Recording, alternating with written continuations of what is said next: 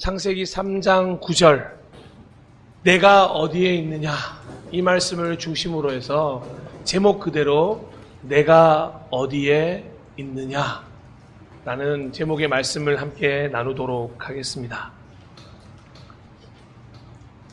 가던 길이 잘못된 것을 알고 완전히 돌아서서 옳은 길로 가는 행동을 회개라고 합니다. 하나님이 원하시던 길이 아니구나 라는 걸 깨닫게 되었다면 가던 길을 계속 가는 게 아니라 이제 하나님이 원하시는 길로 돌아서는 행동입니다. 바로 그 순간, 그 타이밍인 at that moment 알게 되고 깨닫게 되는 순간을 터닝 포인트라고 부릅니다. 성경에서 많은 터닝 포인트를 가진 이들의 순간이 등장합니다만 예를 들면 누가복음 15장에 등장하는 둘째 아들이라고 할 수 있습니다. 누가복음 15장 17절 그제서야 그는 제정신이 들어서 이때가 둘째 아들의 터닝 포인트였죠. 세상으로 갔다가 다시 아버지의 집으로 돌아가겠다고 결심한 순간. 혹시 여러분에게는 이 터닝 포인트가 있으셨습니까? 언제셨습니까? 어떤 사건이었습니까? 다양한 경험 속에서 분명한 포인트를 알고 계시는 분도 있으실 것이고 아직은 뚜렷이 경험이 없는 분들도 있으실 것입니다. 그리고 특별히 삶 속에서의 터닝 포인트도 너무도 중요하지만 이 신앙생활에서 터닝 포인트는 너무도 중요합니다. 왜냐하면 이 신앙생활의 터닝 포인트가 존재한다는 건 지금 내가 걷고 있는 이 길이 내가 원하는 길이 아니라 하나님께로 가는 길, 하나님이 원하시는 길을 걷고 있다는 증거가 되기 때문입니다. 내가 이 터닝 포인트를 경험했다? 그러면 내가 지금 가고 있는 길이 은혜와 생명의 길이라는 것이죠. 회개하고 돌아서서 다시 올바른 길로 가게 만드는 터닝 포인트. 그래서 이 6월 한 달 동안에는 이 터닝 포인트에 대해서 다양한 시선으로 좀 돌아보고자 합니다. 있으신 분들은 더욱더 뚜렷해지시고 혹여나 없는 분들은 이 터닝 포인트를 발견하게 되고 맞이하게 되시는 6월이 되기를 축복합니다. 그래서 가장 첫 번째로 나눌 터닝 포인트가 뭐냐? 우리 그리스도인들에게 가장 중요하면서도 가장 첫 번째 터닝 포인트가 되어야 할 바로 부르심에 대해 반응을 하고 응답하고 결단했던 그 지점에 대한 묵상입니다. 그래서 가장 첫 번째로 부르심을 입었던 아담의 그 순간으로 이동해 보도록 하겠습니다. 인류 역사 속에서 가장 슬픈 이야기가 펼쳐지는 곳이 어디냐? 저는 창세기 3장이라고 생각합니다. 이 창세기 3장은 뱀에 대해서 소개하며 이야기가 시작됩니다. 창세기 3장 1절 뱀은 주 하나님이 만드신 모든 들짐승 가운데서 가장 간교하였다.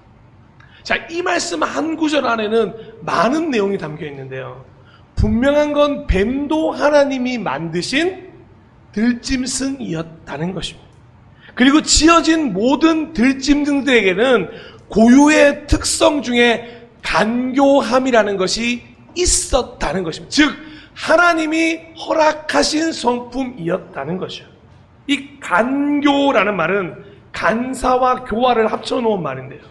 자기의 이익을 위해 남을 속이고 해치려고 하는 나쁜 꾀를 의미합니다. 그래서 많은 사람들이 묻지요. 어떻게 선하신 하나님이 간교함을 허락할 수 있느냐? 의문이 드는 분들도 많이 있으실 것입니다. 그런데 이 간교함이라고 해석된 히브리어 아룸, 이 간교함이 아룸이거든요. 이 아룸은 잠언 12장, 13장, 14장에서 우리가 다음 주에 이제 만날 사라 시간에 만날 말씀인데 그 장에서는 어떻게 표현되냐면 슬기로움이나 사려 깊음으로 사용되는 단어이기도 합니다. 또한 늘 어리석음이라는 단어와 함께 쓰이면서 분별력이라는 단어도 쓰이는 게 바로 이 간교함, 아룸이라는 것입니다. 그래서 성경에서는 이 간교라고 뜻하는 아룸을 지혜를 뜻하는 한 가지 단어로 표현하기도 합니다. 즉 이렇게 해석할 수 있는 거죠. 지혜는 하나님 편에 서 있을 때는, 하나님을 위할 때는 하나님의 방법대로는 슬기로움, 사려 깊음, 분별력으로 쓰이지만, 이 지혜가 만약에 세상 편에 서게 된다면 사람을 위할 때나 사람의 방법대로 사용될 때는 간교함, 간사, 교활이 될 수 있다는 걸 이 3장 1절은 보여주고 있다는 거죠. 뱀은 허락하신 사려 깊음, 분별력을 통하여 하나님을 찬양하고 하나님 만드신 에덴 동산을 경배하고 하나님의 방법을 찬양했어야 했습니다.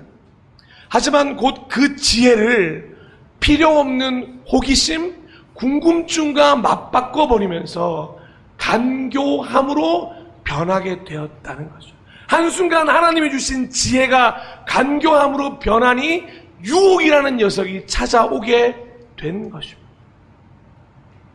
지혜가 간교함으로 바뀌는 가장 첫 순간이 바로 이 창세기 3장의 문을 열면서 시작되었다는 거죠. 바로 자신만의 목적을 위해서 그 지혜를 사용한 뱀에 의해서 말입니다. 뱀은 오로지 자신의 궁금증을 해결하기 위해서 하와에게 뭐라고 얘기하냐면 정말로라는 단어를 사용하게 됩니다. 그러니까 처음으로 하나님 만드신 것에 의심이라는 단어도 들어가게 되는 거죠. 그래서 뱀을 그 간교한 특성을 허락한 존재 중에 가장 간교하다고 3장 1절은 이야기하며 시작한다는 것입니다. 사랑하는 여러분, 근데 한번 생각해 보셨습니까?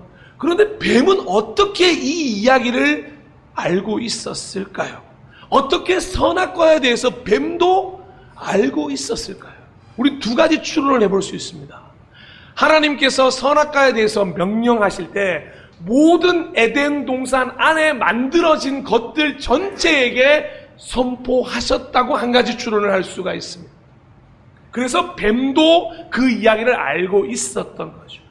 두 번째 추론은 뭐냐면 아담에게 이 말씀을 주셨는데 아담이 언제나 이 말씀을 잊지 않기 위해서 만나는 동물들, 이름을 지어주는 동물들마다 하나님이 내게 말씀하신 것이 있어 절대로 저 선악과는 먹지 말아야 돼 라고 하는 결단을 나타내며 알려주었을 수도 있을 것입니다. 어찌되었든 아담은 이 선악과를 먹지 말라고 했던 명령을 지키려고 무던히 노력했다는 것입니다. 그래서 뱀이 누구를 찾아가게 되죠? 아담이 아니라 하와를 찾아가게 된 것입니다. 직접 듣지 않았던 하와에게 자신의 그 아름, 간교함을 드러내기가 더 좋았겠죠. 그리고 하와 안에서도 늘 저 선악과를 보며 가지고 있었던 그 궁금증이 맞닿아서 결국은 거짓말을 만들어내고 절대 하지 말아야 할 행동으로 이어지게 되는데 어떤 거짓말이냐? 창세기 3장 6절 읽었던 말씀이죠.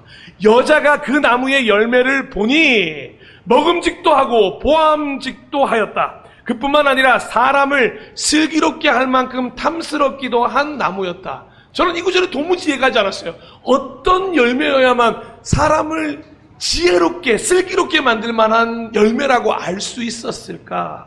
우리의 호기심, 우리의 궁금증이 증폭될 때 마치 그것이 나에게 모든 것을 줄 것처럼 느껴지는 그 간교가 있기 때문에 그렇습니다. 이런 하와의 안타까운 궁금증, 여자가 그 열매를 따서 먹고 함께 있는 남편에게도 주니 그도 그것을 먹었다. 자, 이 이야기는 하와가 혼자 먹은 것에서 멈추지 않았다는 걸 알 수가 있습니다. 자, 함께 있던 남편 아담에게도 주었다고 되어 있습니다. 여기서 함께 있던 남편이라고 하니까 많은 분들이 뱀이 이야기할 때 이 곁에 아담도 있었던 것처럼 생각하는 분들이 많이 있지만 사실은 그 자리에 아담이 없었다고 히브리어는 이야기하고 있습니다.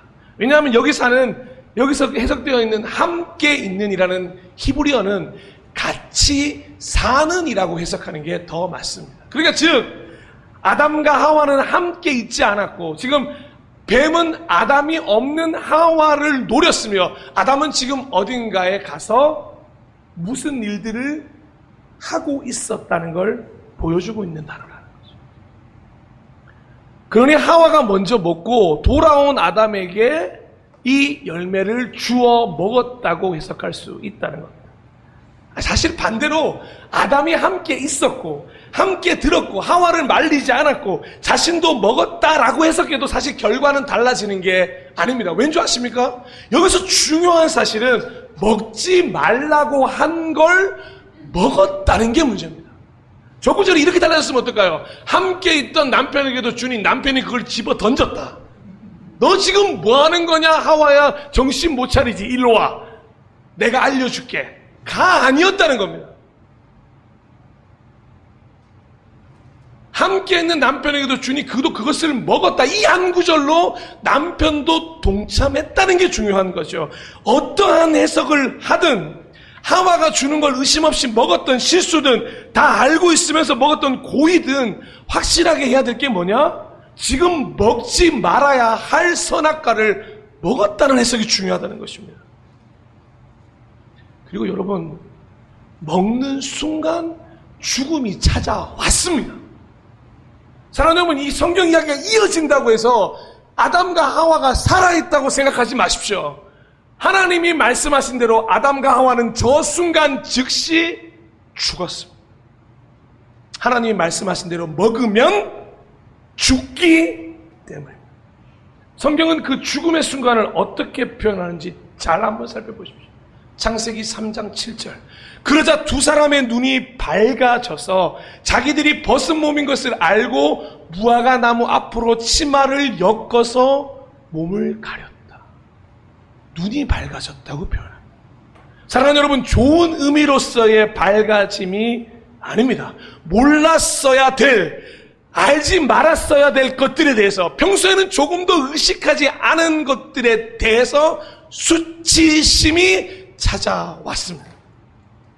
에덴 동산에서의 기쁨의 일상, 그 평안했던 일상이 완전히 깨어지는 순간입니다. 사랑하는 여러분, 죄의 결과가 과연 무엇인가라고 물어본다면 가장 기본적으로 찾을 수 있는 게 뭔지 아십니까? 평안이 깨어집니다. 여러분, 처음 거짓말을 하셨던 날이 기억나십니까? 저는 우리 아이들이 첫 거짓말을 했던 때가 아직도 생각이 납니다. 아이들이 얼마나 두려워하는지 몰라요. 생각해보면 지금은 거짓말을 밥 먹다, 이거 죄송합니다. 거짓말을 자주 할 수 있지만 처음에는 그 거짓말을 하고서는 어쩔 줄 몰라 했던 동현이 얼굴이 아직도 기억이 나. 아빠와 엄마 얼굴을 제대로 바라보지를 못했습니다. 누가 시키지 않았습니다. 사랑하는 여러분, 지금 성경에서는 아직 용서라는 말, 잘못이라는 말이 아직 등장하지 않을 때입니다. 범죄가 뭔지 모르고 죄가 뭔지 모르는 상황입니다. 지금 우리는 거짓말을 해서, 하지 말라고 했던 행동을 해서 수치심이 뭔지 알고 있지만 이 당시는 수치심이라는 단어조차 등장하지 않을 때라는 것입니다. 근데 놀랍게도 서로가 서로의 벗은 몸인 걸 알고 가리게 되는 그 수치심을 느꼈다는 거죠. 밀려오는 죄책감을 어떻게 감당할 수 없는 마음이었다는 거죠. 사랑하는 여러분, 죄를 짓고 난 다음에 물밀듯이 밀려오는 죄책감이 우리를 더 힘들게 하는 것 알고 계시지 않습니까? 내가 왜 그랬지? 내가 왜 이런 죄를 지었지? 가장 먼저 자신들의 허물을 좀 가리고 싶은 마음으로 나뭇잎을 만들어 자신의 몸을 그래서 가린 것 아닐까요? 처음으로 느껴보는 감정, 혼란스럽고 답답했을 것입니다. 뭘 어떻게 해야 할지 모를 막막함이 가득했을 것입니다. 그리고 더 중요한 건 지금 하나님을 뵐 생각을 딱 하니까 죽겠는 거예요.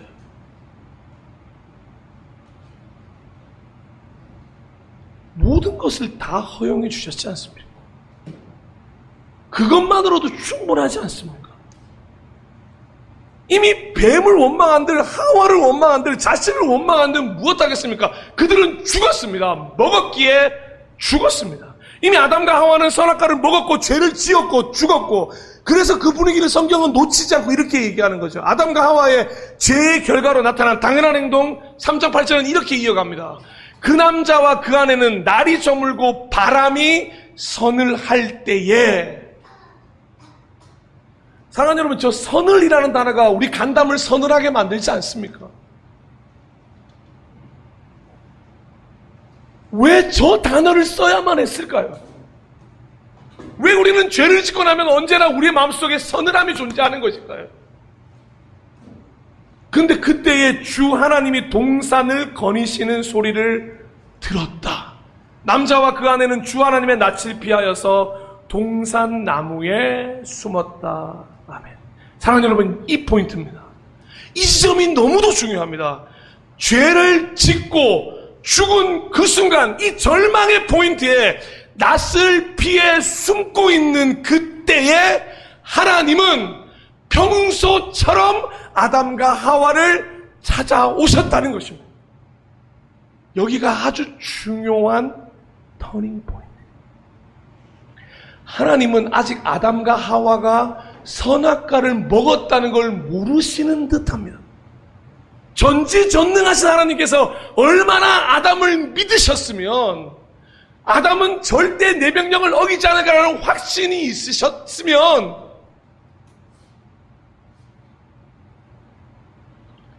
평소라면 하나님이 거니시는 소리만 들으면 어땠을까요? 여러분, 솔직히 말씀드려볼까요? 여기서 진짜 하나님과 우리가 함께 산다고 생각해 보십시오. 진짜 죄도 안 짓고 정말 하나님을 찬양하고 늘 행복하게 지내면 하나님이 오는 소리 어떻게 들렸을까요? 저는 하나님이 오는 소리에 너무 행복했을 겁니다. 우리 아이들도 마찬가지예요. 우리 아이들이 매일 나쁜 짓 하고 있다가 방에서 숨어 있다가 부모 오면은 문을 잠그고 나오지는 않는 것과 똑같은 거 아니겠습니까? 하나님 오셨어요. 하나님 저 여기 있어요.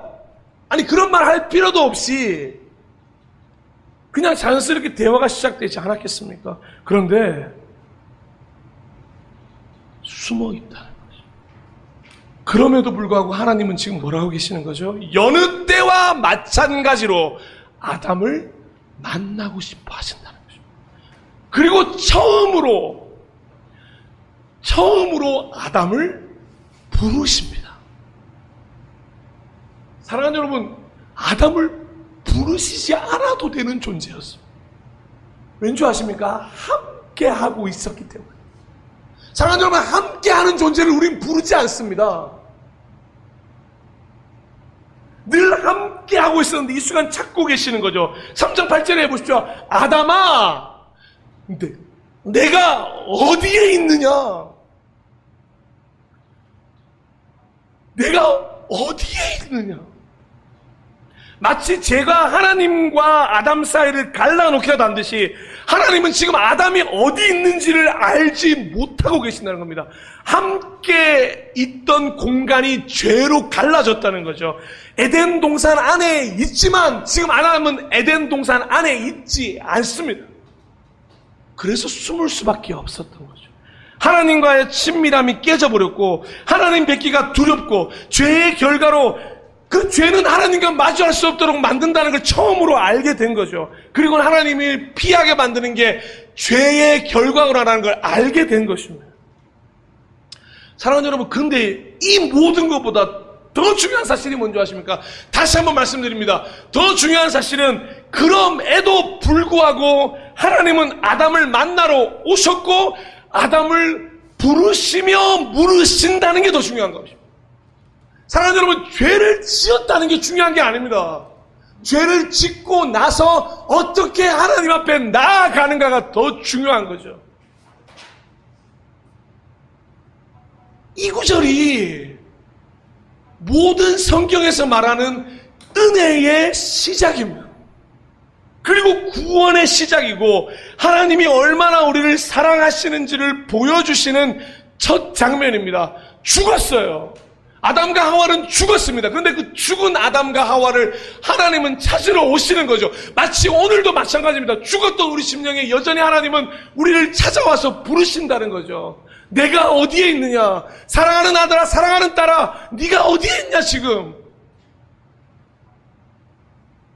여러분, 이 장면을 발견해야 됩니다. 저 아담, 저 하와 손가락질하기 전에 그 위에 그들을 찾아오셨던 하나님의 사랑을, 이 장면을 발견할 수 있어야만 우리 인생의 가장 중요한 터닝 포인트가 되는 것입니다. 왜냐? 저 아담이, 저 하와가 우리이기 때문입니다. 죄인이었던 우리를 찾아오셔서 구원을 시작하시고 은혜를 시작하시고 새로운 삶을 열어주고자 하시는 분이 하나님이시기 때문에 그렇습니다. 수십 년 교회를 다니고 매일매일 예배를 드린다고 하더라도 이 부르심에 응답하지 못하며 이 순간을 터닝 포인트로 만나지 못한다면 우리는 여전히 죄 가운데, 우리는 여전히 죽음 가운데 머물러 있을 수밖에 없는 것입니다. 그래서 예수님이 이 땅에 오셔서 뭐라고 말씀하셨습니까? 나는 의인을 부르러 온 게 아니라 죄인을 부르러 왔다라고 말씀하신 것입니다. 우리를 부르러 오셨다는 거죠. 사랑하는 아들아, 내가 어디에 있냐? 에덴 동산 안에 있냐? 에덴 동산 밖에 있냐? 나와 함께하고 있냐? 나와 함께하고 있지 않냐? 하나님의 나라 안에 있냐? 하나님의 나라 바깥에 있냐? 나의 은혜 안에 거하고 있느냐? 너의 생각 가운데 거하고 있느냐?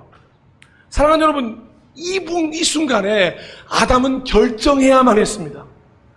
우리도 이 순간 결정해야만 하는 겁니다. 이 점이 터닝 포인트가 될 수 있도록 하나님은 평상시와 동일하게 아담을 찾고 계십니다.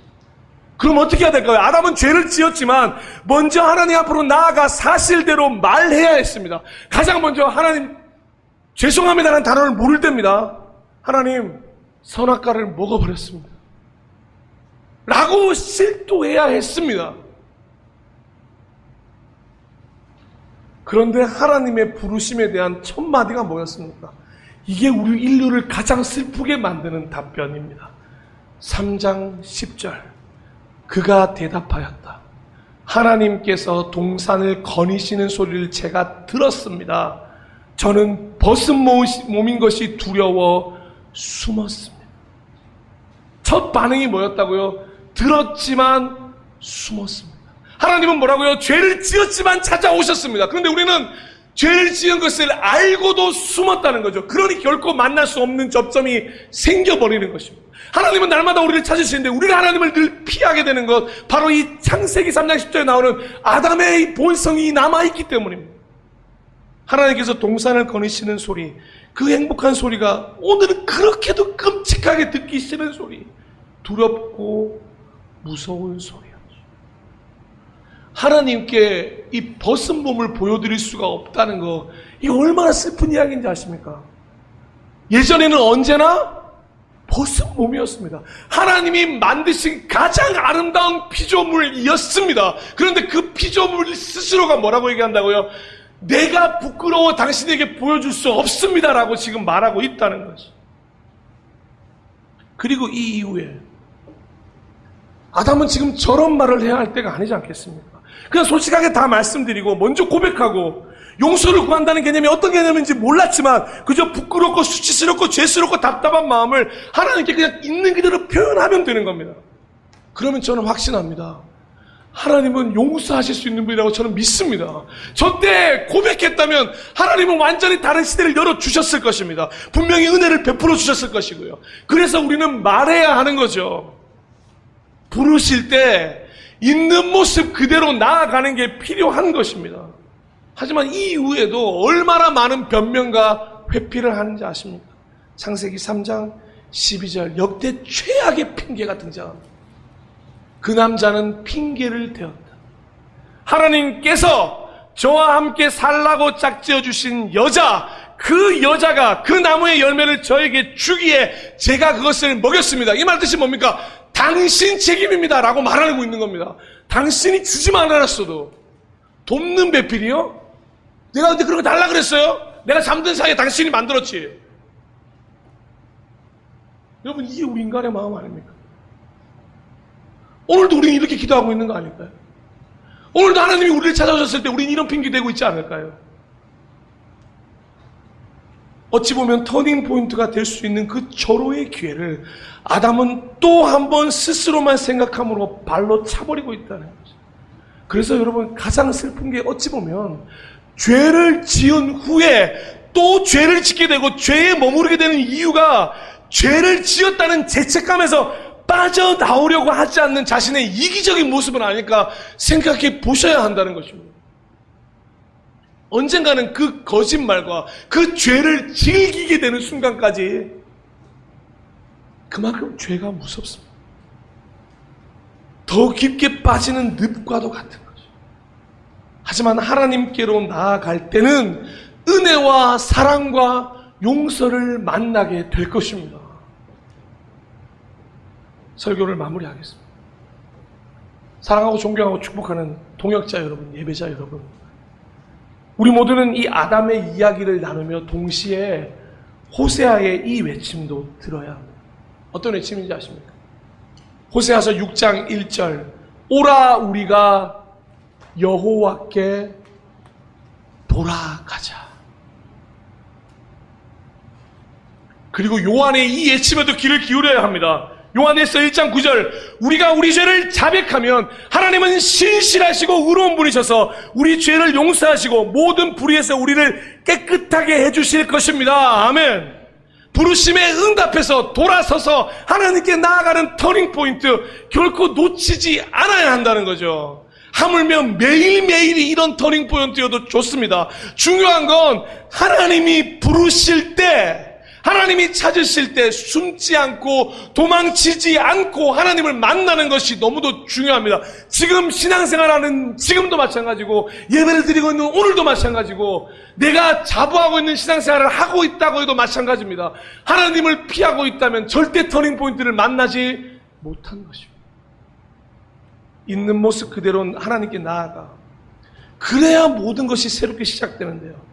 이사야서 55장 6절에 이렇게 말합니다. 너희는 만날 수 있을 때에 주님을 찾아라. 너희는 가까이 계실 때에 주님을 불러라. 아멘.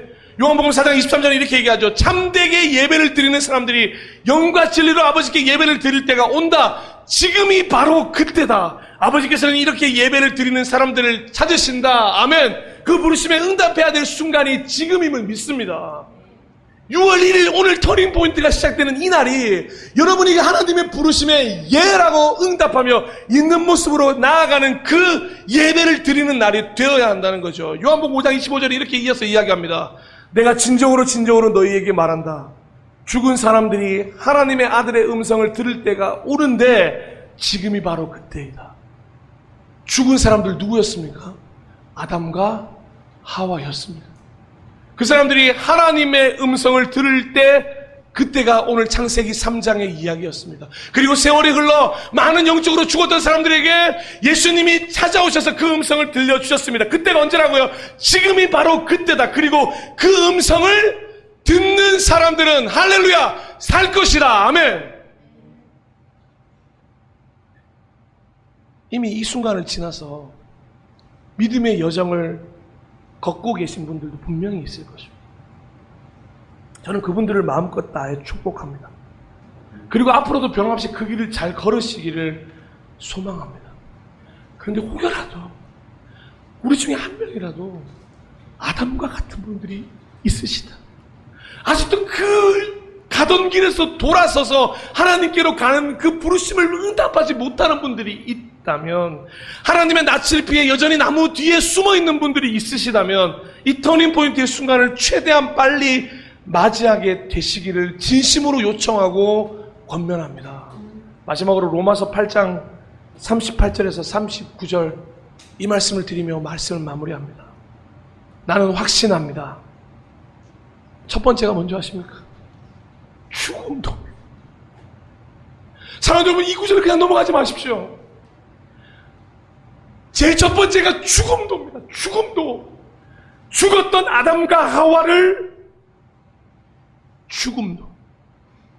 삶도 천사들도 권세자들도 현재일도 장래일도 능력도 높음도 기쁨도 그 밖에 어떤 피조물도 우리를 우리 주 예수 그리스도 안에 있는 하나님의 사랑에서 끊을 수 없습니다. 아멘. 아담과 하와 하나님의 사랑에서 결코 끊을 수 없었습니다. 그래서 구원과 은혜의 시작을 출발하셨던 것입니다. 여러분, 우리는 어떻습니까? 이 사랑, 우리를 향한 사랑입니다. 우리 다시 일어나 다시 주님께 나아가 그 부르심에 응답하는 우리 귀한 6월 한 달이 되었으면 좋겠습니다. 우리 그런 마음으로 이 시간에 함께 찬양하면서 나아갔으면 좋겠는데요. 우리 찬양팀과 함께 다시 일어나 함께 고백했으면 좋겠습니다.